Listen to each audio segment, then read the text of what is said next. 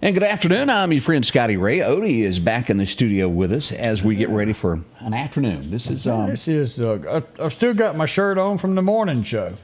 I have changed, got in uniform, and now I've changed back out. You're doing good. I do have more than one. Our special guest today, of all the folks that you think of in the state of Mississippi, the guy that runs everything, there's always that guy at the top, and we've got him live here at the studio this afternoon to answer questions as we get ready for November election. What's going on in the state of Mississippi? So many times you think of, well, it's the governor, he's untouchable, I can't talk to him, but that's not the case. He's here with us this afternoon. Let's flip cameras on and welcome Governor Tate Reeves. How are you? I'm doing great today. How are you doing today? Fine. It's good to see you. I know that where'd y'all come from today? Y'all been all over the state, haven't you? Well, we have. We've been all over the state this week, but this morning we made stops in Forest.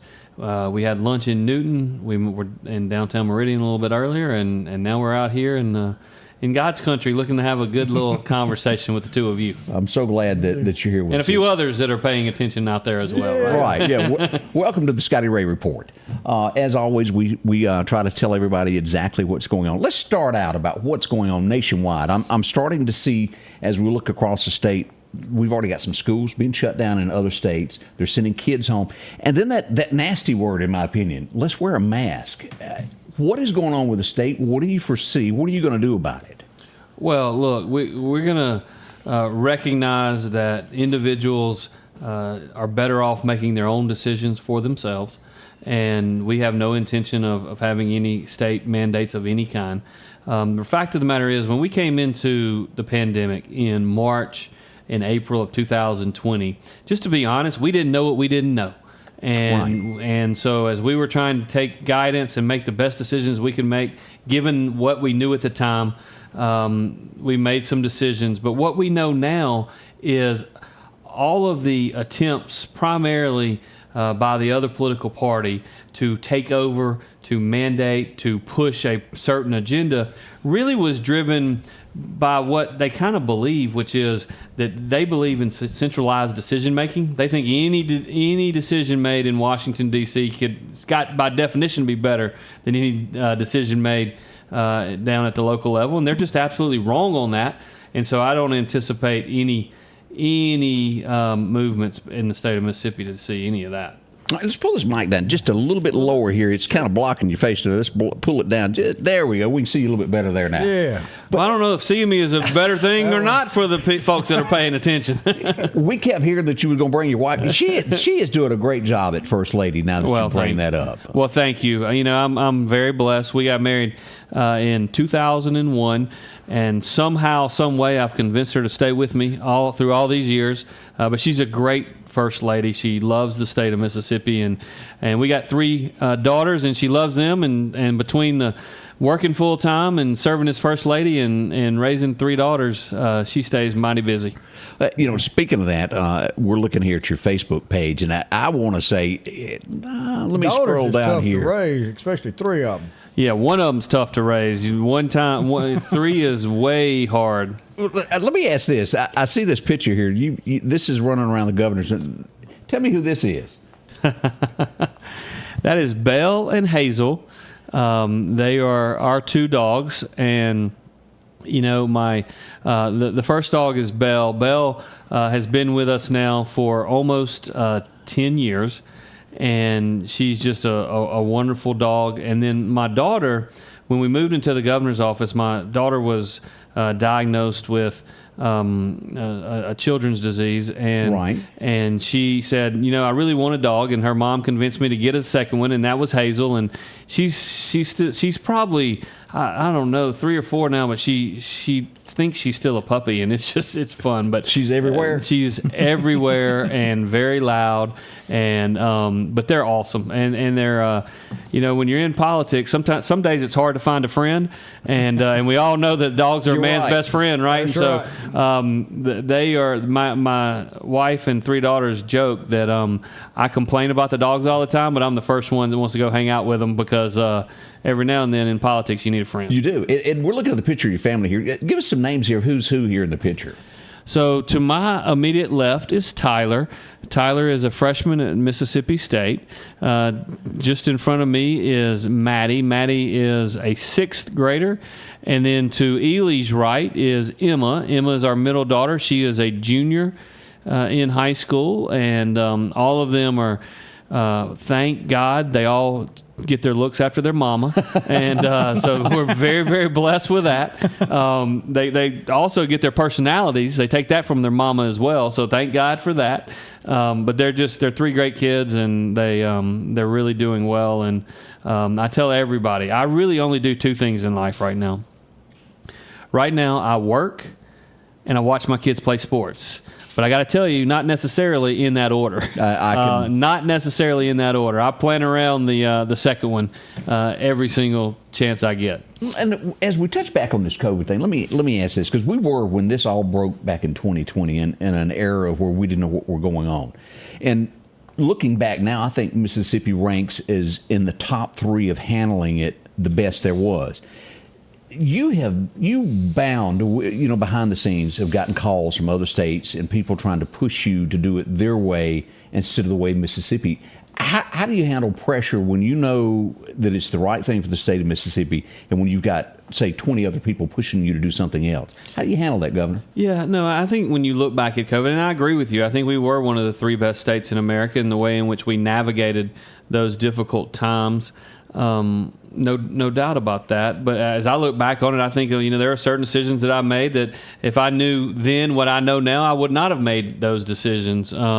But the fact is, I think overall, when you look at how quickly we got our kids back in school, when you look at how we got people back to work, we really did do well. And there was immense pressure, particularly from Washington, D.C. to folks on the ground, mayors from towns across the state, some in local elected office. So we were getting pressure from both sides to really kind of follow what the experts, if you will, were saying.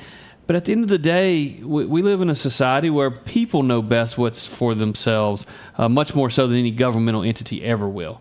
And I agree with you. And that's just a fact. And so I think I felt like it was very important to provide the people the facts. You may recall those daily press conferences that we did for months and months and months on end, trying to provide the best information that we could.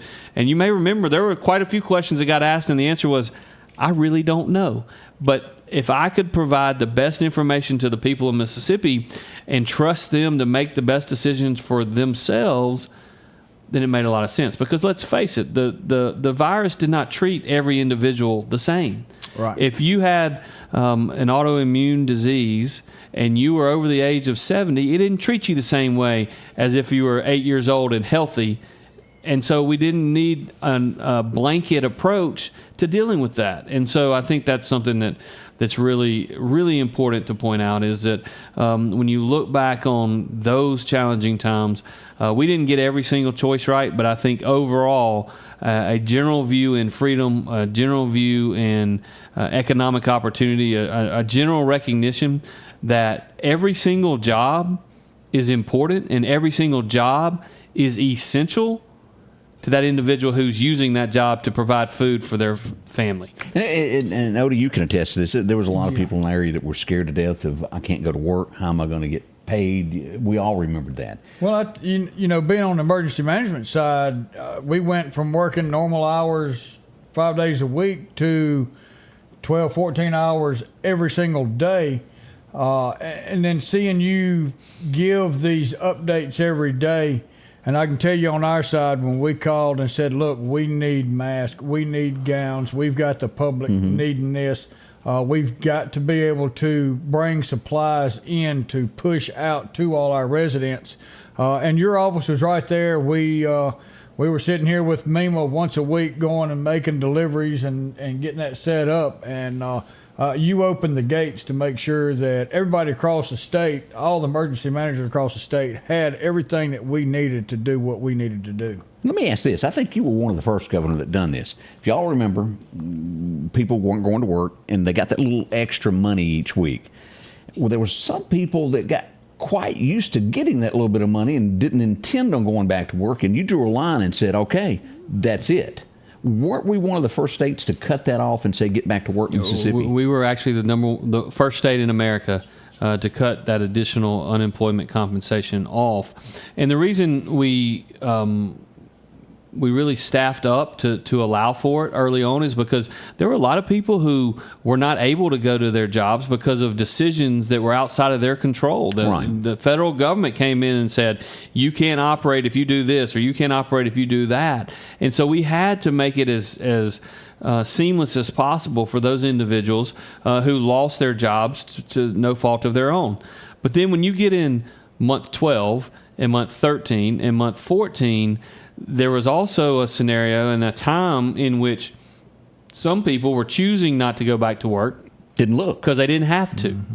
And so we had to give them some incentive to change that approach because, look, we still, as a state and as a nation, haven't recovered and have enough people for all the jobs that are out there. But when you think about some of the small business owners and others that were trying to make ends meet at the time, and they couldn't get people to come back to work because their main competition was the federal government. Right. We had to make that decision. And let me pull this up here. Let me show this on the screen. This is what I'm showing right now for unemployment in the state of Mississippi. Is this correct of what we're showing here? 3%? Is that what we're down to? That is exactly right. We are. It was 5 months ago, in the month of March, that Mississippi experienced the lowest unemployment rate in state history. And in each of the 4 following months, so now 5 months in a row, it's gotten lower. Wow. It's gotten lower. Great. So 5 consecutive months of the lowest unemployment rate in state history. We got more people working today than at any time in state history. But let's be honest, we got a different problem now. In the old days, we used to have a lot of people out looking for jobs. Today, we got a lot of jobs out looking for people. Yeah. And that's a challenge that we have to continue to work towards in terms of getting more people back in the workforce and training and retraining the workforce for the jobs, not of the last 50 years, but for the jobs of the next 50 years. Because it is changing. Because it is changing. And the good news is if we can do a good job of training those individuals, the jobs of the next 50 years are much more automated. They require much more competence in terms of how to operate the machines, et cetera, and they pay a lot more. And that's really the race these days. I was riding around not long ago, and if you go through Meridian, you go through our small communities south of here in Clark County, and even in Newton County, you're going to pass by factories that used to be there where we made This was a big area where we made clothing, and just it seems like one day, and I guess it goes back to 96 when NAFTA kicked in and all these plants started going away, and the jobs like that have not come back to the East Mississippi side. Now, I often see, and you and I touched on this a little bit, North Mississippi has a lot of factories that go in the tire place. I think Toyota may have gone. There's a couple of car places that have gone into North Mississippi, even some electric trucks. What do you see? What could help East Mississippi? And when I say that, Newton County, Scott County, all this area toward the Bama state line, what can we do to bring more jobs to better these families on this side? What's going on behind the scenes we don't know about? Well, there's an awful lot of an opportunity here. There's an awful lot of opportunity here in East Central Mississippi because you've got a lot of things going for you, and we have a lot of things going for us. And that is, you've got Interstate 20 and Interstate 59. So you've got roadways that are going north, west, and south.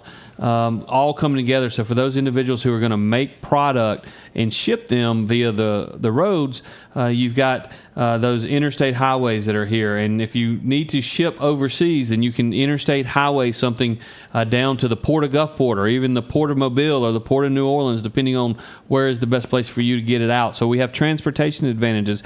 You also have the rail that comes through Lauderdale County, both north and south. And so you've got and east and west. And so you've got an opportunity there.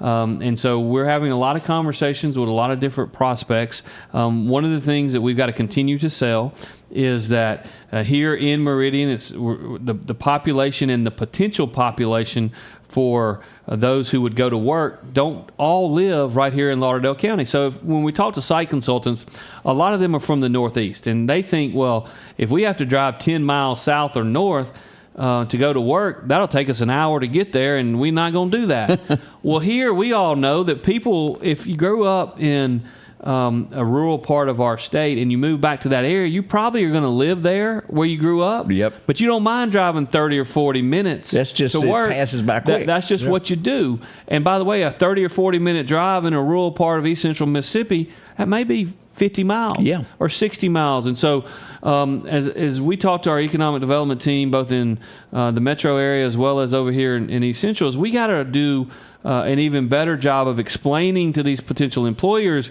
that when you look at the potential base of employees, you can't just look at Lauderdale County. You got to look at was it Butler County, Alabama, or Butler, Alabama? Butler, Alabama. It's basically, you got to consider 4 or 5 or 6 counties population on the east side of the state line. You got to consider Newton and Scott County, and you got to really consider Neshoba County as well, and go south to Clark County as well, because these individuals, if they want to live in Clark County, they're going to live in Clark County. Yeah. But that don't mean they won't drive 30 miles north or 30 miles south or 30 miles west. In fact, I know a lot of us can point to individuals that are doing that today. And so when you look at really large employers, you mentioned Toyota or Yokohama Tire or even the new steel mill up in Columbus, the biggest economic development project in state history that we won within the last year. Is that the one that's going to pay like $92,000? They're guaranteeing $93,000 a year. Woo! And it's 1,000 jobs. That is huge for Mississippi. That's huge for Mississippi. And so, but yeah, we just got to continue to work towards that. I mean, we're seeing some new investments in this area that are very, very favorable and very positive. And we got to continue to work to bring in more.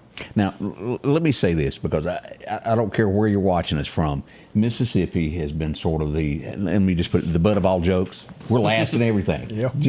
But one thing that I noticed, I read, and correct me if I'm wrong here, when it comes to our schools, there's been a change here. Was it our 4th or 5th grade that was like 5th in the nation at one time in reading, that we were just horrible? Mississippi. So let's go back. So I never really thought that Mississippi was last in education, because I went to a little school called Florence High School in South Rankin County. Yep. I had great teachers. I got a great education. I was able to get into college. I went there to play basketball, and I lucked into a great education at college. But I will tell you that I never thought we were last. But I will tell you, when the other side was in charge, and up until that point in 2011, 2010, 2011, there were certainly statistics you could point at and say, look, Mississippi's last in education. Mississippi's last in education. But listen to this. In the last 12 years, and it didn't just happen, it happened because we were willing to institute conservative educational reforms.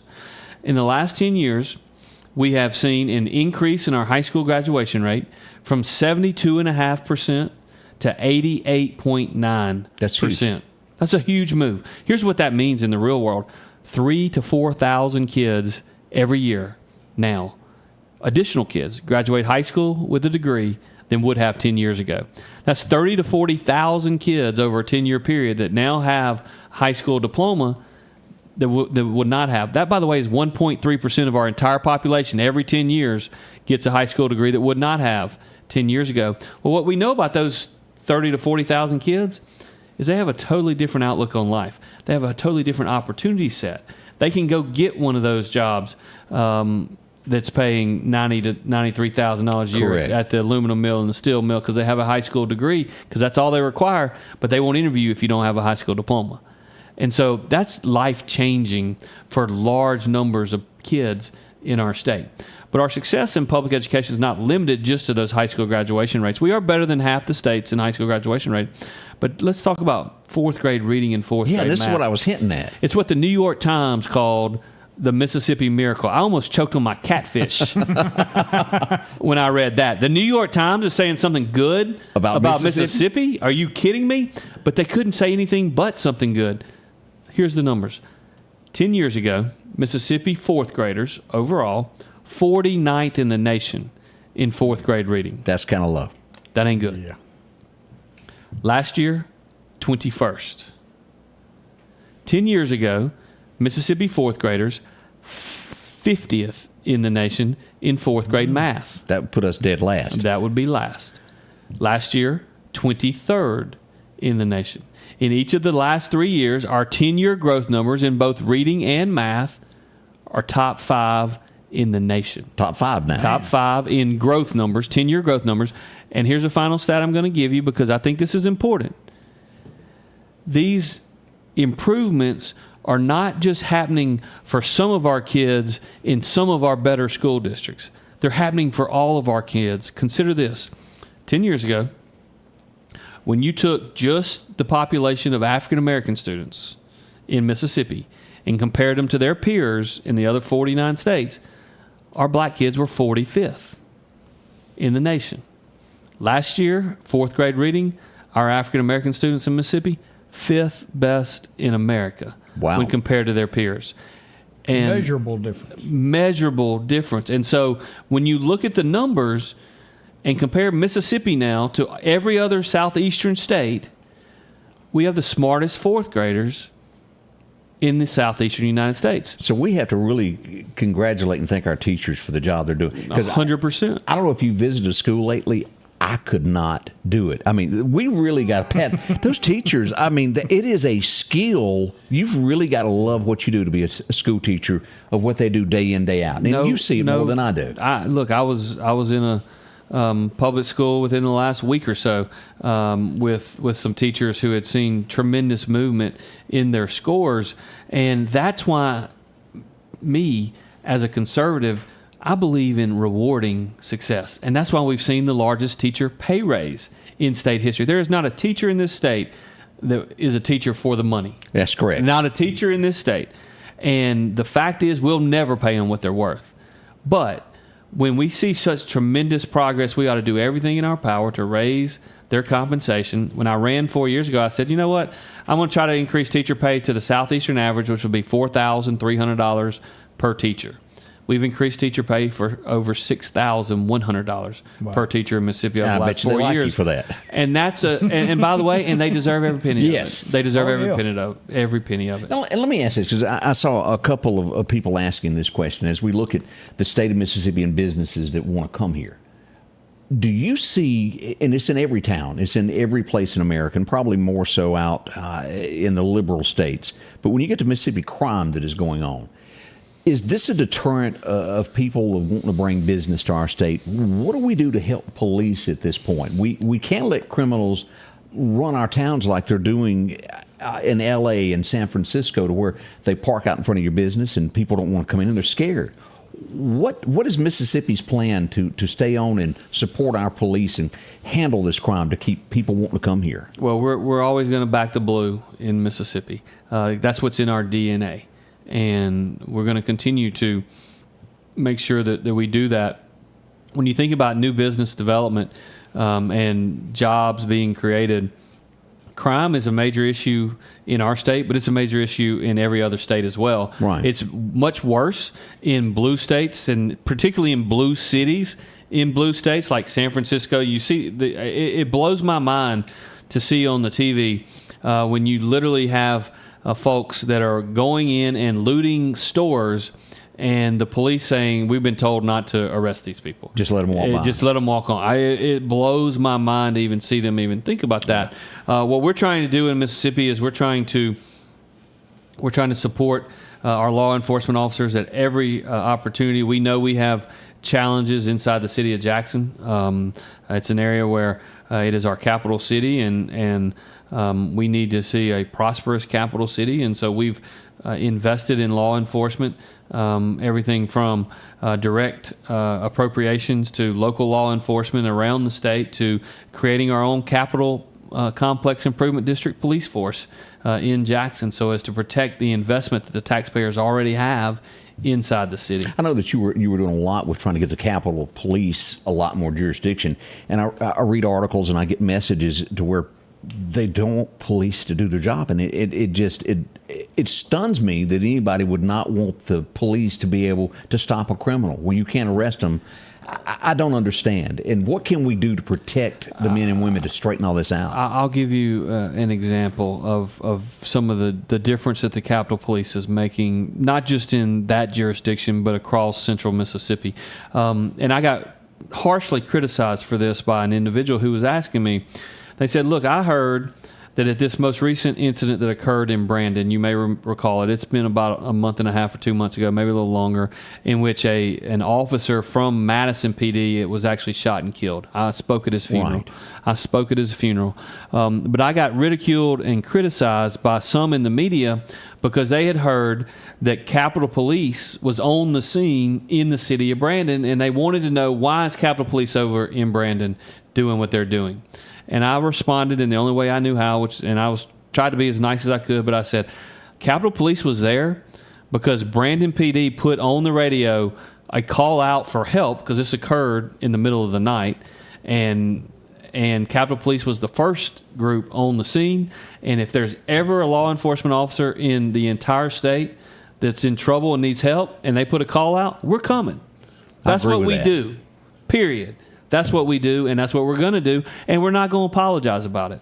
And so, there's a segment of the population in Mississippi. It's smaller here than anywhere else, but there's a segment of the population in America that wants to ridicule the police at every single opportunity.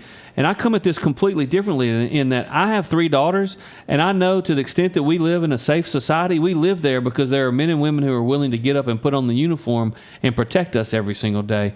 And I thank God for them every single day, and we'll always do as long as I'm governor. We're going to back up what they do. Back to what you just said about teachers. There's not a police officer around that gets up and does this for the money. It's not. It's because it's in what they call, I guess, like that TV show, what is it, Blue Bloods? That they do it because they love it, and that's what it's all about. No question. Now, as we get, this is a campaign going on too, as we get ready for November coming up. Let me ask you this. We can't, I know a lot of things happened in the state of Mississippi before you took over. There's things going on with the former governor. As we look at is it Presley that's running against you as a Democrat? That's his name. All right. He made a statement this week where he wanted you to, was it disavow anybody that had given money to the University of Southern Mississippi? Why would you want to do that? I mean, they gave that money in good faith. We have a lot of good people in Mississippi, a lot of good people who are who step up and give back. They've been very blessed, and they give of their resources to the universities that they love.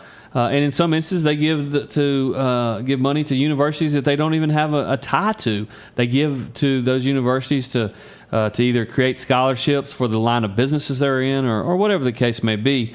Yeah, my opponent is desperate. You see, my opponent is desperate because he's a liberal Democrat. He knows he can't talk about my record because it's a record of job creation, the lowest unemployment rate, historic investments in our teachers, historic investments in roads and bridges and infrastructure, historic protections of freedom and opportunity for our people. So he can't talk about my record. He can't talk about what he believes in because he's a liberal Democrat, and he knows that the vast majority of Mississippians will never buy what the national liberal Democrats are selling. So he can't talk about that. So he makes up some scenario in which he thinks I was involved in an event that occurred long before I became governor. Right. I wasn't governor in 2015 or 16 or 17. I was sworn in January of 2020. And when it comes to the TANF scandal, my administration is actually suing every single one of those individuals that it is presumed received monies had their hand in it in some they should shape. not have received. And we are suing them. It is in court. And we are trying to recover every single dollar that the taxpayers are owed, and we'll continue to do that. No, I like that answer. That is good with that. Well, it's a fact. It's the truth, and it is what it is. And he can try to tell lies all he wants to, and that's certainly his prerogative. There are a lot of liberal Democrats around the country that don't tell the truth a whole lot, and he's certainly amongst them. All right, for the person that's out there watching right now and go, all right, I've heard of Tate, I don't know much about him. There's elections coming up, it's November, and I've got to choose to vote for somebody. Tell us why, in your words, why they should choose Tate Reeves for the next 4 years again. Tell us what separates you from anybody else that would make you the best governor of our state. Well, the first thing I'll just mention is I was out on the campaign trail less than a week ago, and I had an individual come up to me and say, "Look, what's this guy running against you?" And I mentioned his name, and he said he's running as a Democrat, right? And I said, "Yeah." He said, "Well, the first thing you need to tell people is if a man tells you that he's running as a liberal Democrat, the best thing you can do is just believe him. Just believe him." So let me start with that. But then when you look at what we've been able to accomplish, we've seen the lowest unemployment rate in state history. We got more people working in our state than at any time in our state history. We're in the best financial shape we've ever been in. We're in the best fiscal shape we've ever been in. During COVID, we told the world that we were open for business. We protected freedoms in our state, and we showed the world what Mississippi was all about. And so while there is no doubt that a lot of us have been told all our life that we're last in this and we're last in that, well, in so many categories, Mississippi is last no more. And the fact is, we can compete with anyone anywhere in the world if we just get a reasonable opportunity. And what we're trying to do now and what we've been successful at is giving more Mississippians more opportunities at success. And I'm going to continue to work to do that. All right, I know you got a schedule. I'm getting that look of you need to go. But I'm having fun. I don't know what they're saying, but I'm having fun. Of all the things, you're the governor of the state of Mississippi. You're human, just like me and Odie sitting over here. At some point in time, there had to be a wow factor. As you stepped into being governor, what is it that you've done that you step back and you have to pinch yourself and go, wow, I just got to be a part of this? Was it going to the White House? What is it that was the wow factor in Tate's career that made you go, wow, this is just as cool as it gets? Well, I don't know. I don't know about it being as cool as it gets, but I think what I would tell you is this: we started keeping, and I know your partner over there will appreciate this. We started keeping statistics in the state of Mississippi in 1972 when it came to emergency management. Right. Our Mississippi Emergency Management Agency started in 1972. Between 1972 and 2019, the most federally declared disasters Mississippi's ever had in 1 year is 4. In my first 14 months in office, we had 14 federally declared disasters, and only one of those 14 was COVID-19, the pandemic. Right. And so as I look back at my time as governor, I think the thing that I'm most proud of is an understanding and a willingness to go in and be a leader in tough times for folks. You know, when a tornado comes through and destroys your entire community, it's tough.